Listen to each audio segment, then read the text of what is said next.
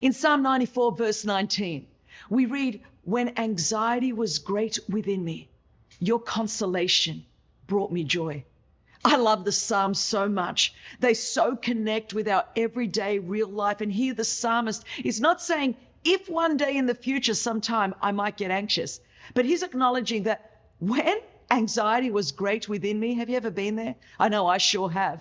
And in the day and the age in which we're living in, there is so much to be anxious about. There are so many things relationally and economically and to do with the future and the environment and wars and famines and just so much instability and chaos and division around us. I think we can all connect to this verse. When anxiety was great within me, I love this. The psalmist says, your consolation brought me joy. Leaning on God, remembering the faithfulness of God in the past is what brought the psalmist joy. Listen, it's only God that can take you from anxiety in 1 second to joy in the next. In this same verse, we see how do you go from anxiety to joy? It's focusing on God. It says, your consolation brought me joy. I wonder if today you can remember the faithfulness of God in your past. I know when I'm stressed about what I don't know about the future, I remember the goodness of God. I remember the faithfulness of God. I remember the kindness of God. I remember that the same God that has brought me this far is the same God that's going to take me into the future. God has brought me through many storms and trials and challenges and obstacles and hurdles. And I want to remind you today to trust God, reflect on God, focus on God's faithfulness in the past, and He will take you into the future that He has for you.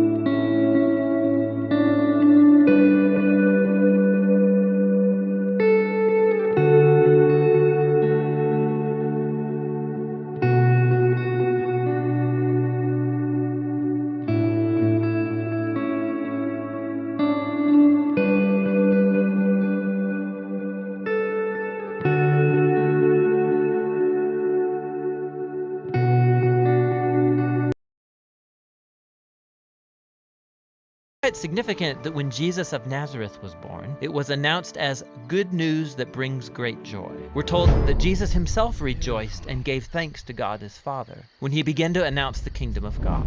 He even taught his followers the same joy in the wilderness, saying, when people reject you or persecute you for following me, rejoice, be very glad, because your reward is great in heaven.